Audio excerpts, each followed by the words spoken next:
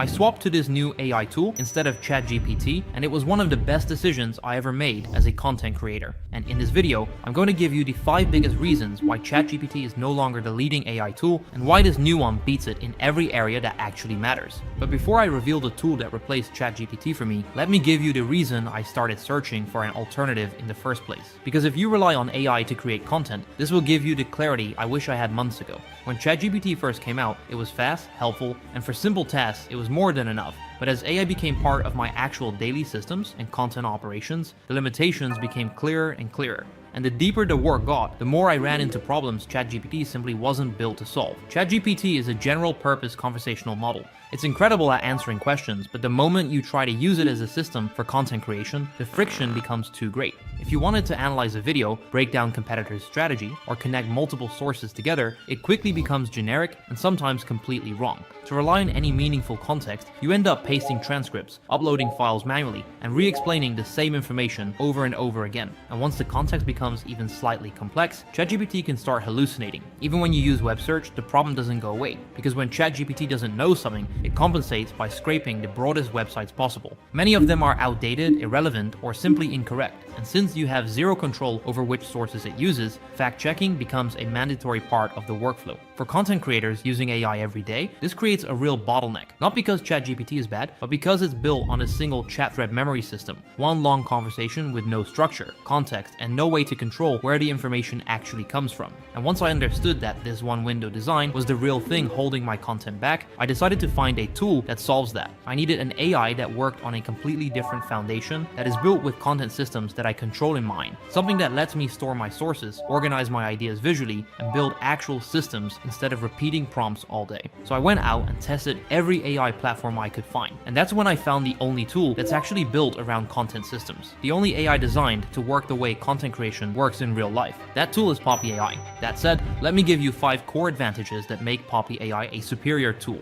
The first and the biggest advantage is visuality. This alone completely changed my entire workflow and the way I interact with AI. With ChatGPT, you're locked into a text box. Everything is stacked on top of each other, with every idea, asset, and prompt all buried inside a long linear thread. And when everything lives inside a chat window, it becomes almost impossible to work productively or see the bigger picture. Poppy AI works completely differently. When I open a new board inside Poppy, this is what I get: an entire visual workspace where everything is laid out clearly and structured in a way that allows you to build full databases you can actually work out of. Everything stays saved inside the board, and you can import information in a way that keeps your entire workflow organized and easy to navigate. On the left, you have all your input options like YouTube videos, Instagram posts, TikToks, LinkedIn posts, Facebook ads, Loom recordings, audio files, documents, and even full mind maps. You simply pull them into the board, and it all becomes part of one system. And this is the biggest thing that Poppy AI understands. Content creators don't think in a straight chat thread. They think in systems, processes, frameworks, and references that all interact with each other.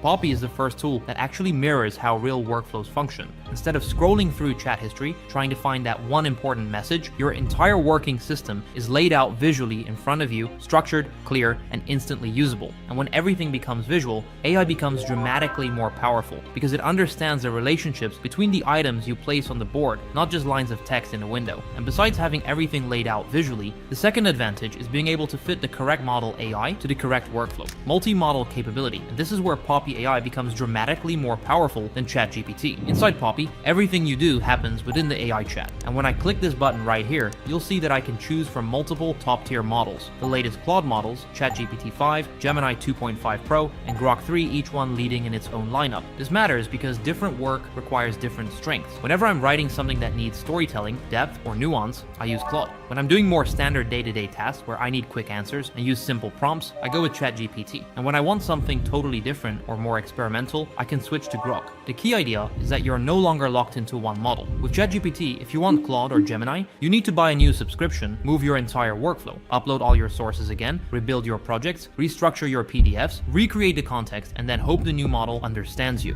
With Poppy AI, nothing changes. Your entire workflow stays exactly the same, where all of your boards, databases, content inputs, all of it stays in one place. You simply switch the model inside the same chat window and continue working. For content use cases, model limitations directly hurt your output efficiency and the quality of your final work. Being able to match the right model to the right task instantly removes that bottleneck entirely. And this leads directly into the third advantage, which becomes even more important today with the rise of content specificity. The ability to train the AI on the exact content you choose and nothing else. This is where you really see that Poppy is made for content creation. Inside Poppy, you'll see something called groups in the bottom left corner. A group is simply a container where you can store YouTube videos, LinkedIn posts, PDFs, articles, or any other assets you want the AI to learn from and reference automatically. And here's exactly how I use it in my content workflow. I create a tone group with my own best performing content, so Poppy learns exactly how I write, speak, and formulate myself. Then I add a reference group with trending videos or educational material related to the topic I'm creating content about. This allows Poppy to combine my voice with information I've already approved, so it's always pulling from credible, hand-picked sources, not scraping random websites or making things up. This is especially powerful if you are referencing some new ideas that are not easily accessible on the internet. When you know for sure that the person you may watch the video from has already good information, it helps your model avoid picking up the wrong things. And then I build a resource group. This is where I store frameworks, copywriting techniques, script formulas,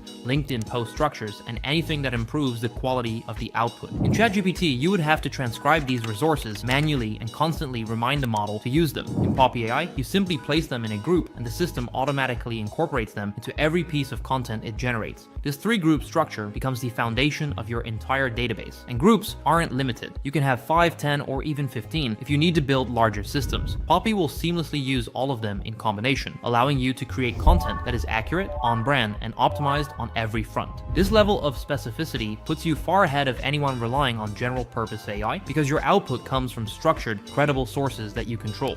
The fourth advantage is specialization, and this is something almost no other AI tool gets right. With how fast AI is moving, it's not rare to see the tool you originally signed up for slowly transform into something completely different. ChatGPT is a perfect example of that. Every update pushes it broader and broader, adding features for students, general users, web search, image tools, and now even locking deep reasoning behind a $200 subscription tier. It's expanding in every direction except the one professionals actually need. Poppy has taken the opposite approach. Instead of becoming more general, it becomes more specialized every single month. The tool is being actively shaped for professionals, business owners, and content creators, and people who actually use AI for high leverage tasks. It's getting easier to use, more structured, and more targeted with every update. One of the biggest recent improvements was integrating Poppy directly into tools like Notion and even giving you the ability to use it inside N8 and workflows, which is an entire topic on its own. This means you can automate parts of your content workflow, build creative systems, and run your entire production process with AI at the center. And Poppy isn't just an AI that outputs text. It actually understands content, marketing frameworks, and viral patterns, and uses them in a way no general purpose model currently does. One of my favorite updates they added recently is the ability to upload looms. Poppy will watch the loom, analyze it, break it down, and use that information for your scripts, strategies, and content plans automatically. These types of updates are what make the tool feel genuinely built for content creators who need a reliable, high-leverage AI workflow. And beyond visuality, multimodal inputs, specificity, and specialization, Poppy AI also excels in the day-to-day operations of creating content. The first and most obvious part of this is cost efficiency. Poppy AI currently costs around $33 per month. ChatGPT alone is $20. But if you factor in Claude, that's another $20, and Grok, which costs $30, the total price of accessing all the top models quickly becomes unreasonable. With Poppy AI, you get all of these models in one place without juggling extra subscriptions or splitting your content workflow across multiple tools. And on top of that, you have the option to purchase a lifetime plan, giving you unlimited use of the tool forever. Something no other major AI platform offers. But what really matters is the output you get once your systems are set up, because this is where the results and efficiency completely outperform ChatGPT. Inside Poppy, I can create a viral-ready script in under 10 minutes or less. Doing the same inside ChatGPT can take hours. You'd need to re-upload PDFs, rebuild context, and prompt back and forth until the model finally understands the strategy you're aiming for. And even then, you'd have to go over each and every word so that you know that the AI is not hallucinating anywhere in the script. In Poppy, I simply upload 2 new videos, link them to the appropriate group, and I have everything I need to generate a complete, accurate script immediately. ChatGPT is a great tool for quick tasks and simple back and forth. But once you start working with real information, relying on systems, and once your work starts to require structure, accuracy, and context, you run into the limitations really fast. Poppy AI is built to move past those limitations completely. It gives you a visual workspace to build out ideas, it lets you bring in any type of content instantly, it trains itself on the exact sources you trust, and it keeps evolving in a direction direction that actually matters for people using AI every single day. Everything from my ideas improved, the execution got faster, and naturally, the results, including the money, followed. I'll see you in the next one.